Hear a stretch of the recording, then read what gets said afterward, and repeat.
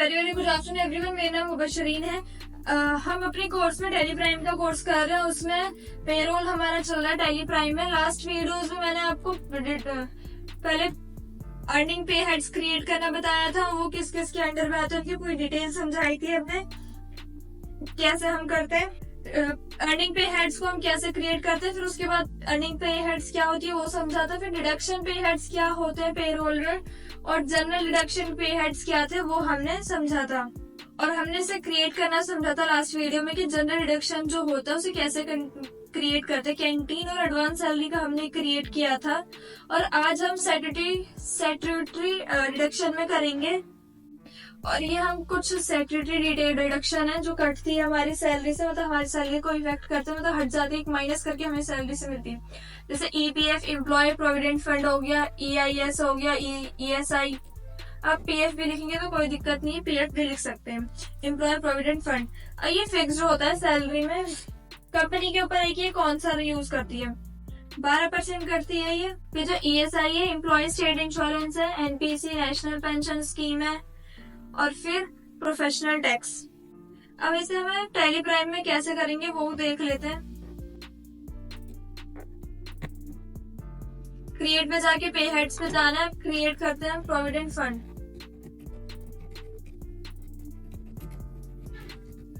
अब ये किस पे जाएगा आपका, ये एम्प्लॉय स्टैट्यूटरी डिडक्शन में जाएगा, क्योंकि स्टैट्यूटरी डिडक्शन है आपका। जैसे हमने अभी डिडक्शन 2 टाइप्स के पढ़े थे ना।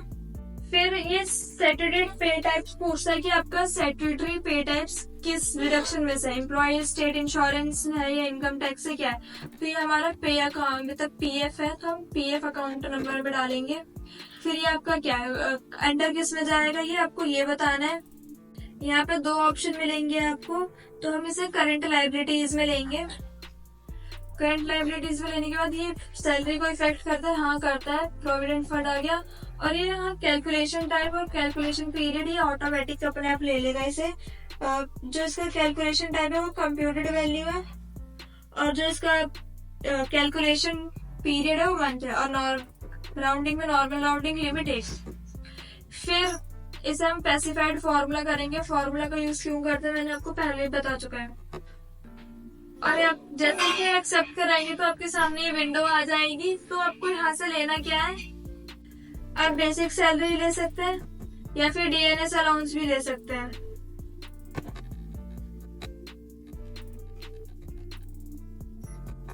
अब ये परसेंटेज के अकॉर्डिंग है, तो कितना परसेंट है आपका 12% है।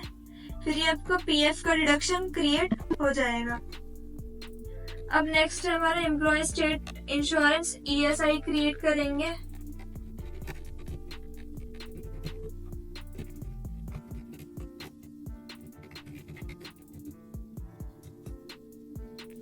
अब इसका पे हेड लेंगे हम, स्टैट्यूटरी टाइप लेंगे, डिडक्शन लेंगे। फिर ये किस में जाएगा, आपका फर्स्ट ऑप्शन ही है, क्योंकि एम्प्लॉय स्टेट इंश्योरेंस में जाना है। फिर आपको ये करंट लायबिलिटीज में आएगी। अब डिस्प्ले में हम ईएसआई शॉर्ट फॉर्म यूज कर लेते हैं इसका। और ये नॉर्मल, यहाँ से नॉर्मल राउंडिंग लेंगे। फिर स्पेसिफाइड फॉर्मूला, और ये किसको इफेक्ट करता है, बेसिक सैलरी को लेना है।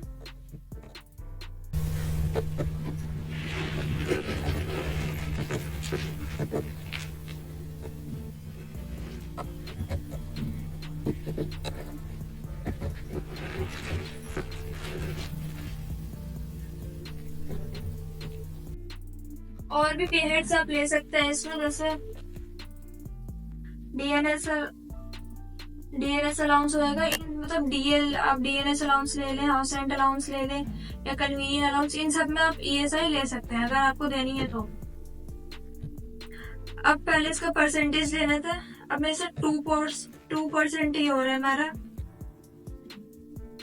फिर से हम एक्सेप्ट करा लेंगे। एक्सेप्ट कराने के बाद आपको दूसरे में जाना है।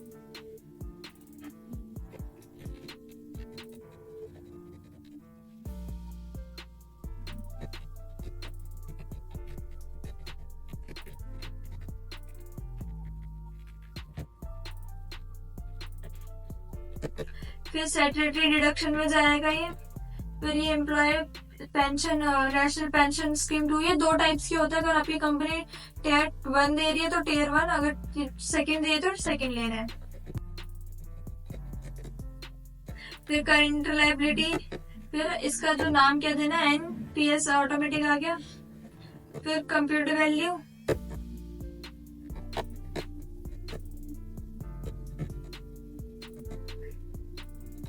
स्पेसिफाइड फॉर्मूला लेना है। बेसिक सैलरी लेने के बाद जो NPS होता है वो कितना लगता है,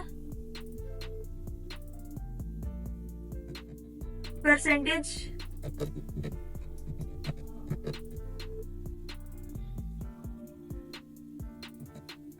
इसे एक्सेप्ट करा लेंगे। ऐसे दूसरा बनाना है हमें, इनकम टैक्स का बना लेंगे।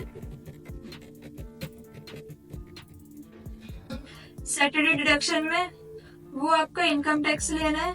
फिर करंट ये आपका duty and taxes current liabilities में जाएगा।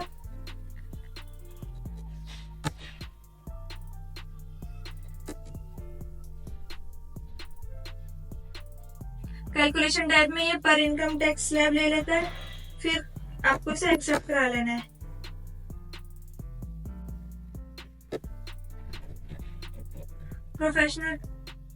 प्रोफेशनल टैक्स ले लेते हैं।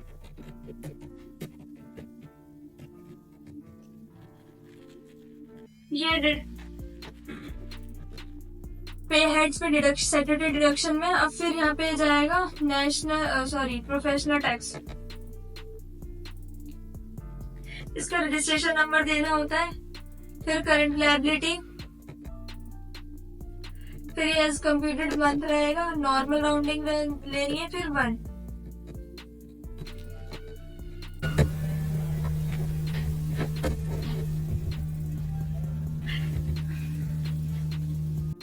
अब ये यहाँ पे ध्यान दें, अब ये स्पेसिफाइड फॉर्मूला नहीं लेना होता है, क्योंकि स्पेसिफाइड नहीं करते हैं। ये अमाउंट का आपको कितनी वैल्यू लग रही है, तो आपको करंट से टोटल लेना है। यहाँ पे आपकी सैलरी कितनी है आपको बतानी है। अगर 16 मतलब 15,000 से ज्यादा है, अगर 15,000 है तो आपको वैल्यू लेना है, 0 लगेगा। अगर 15,000 से ज्यादा है तो आपको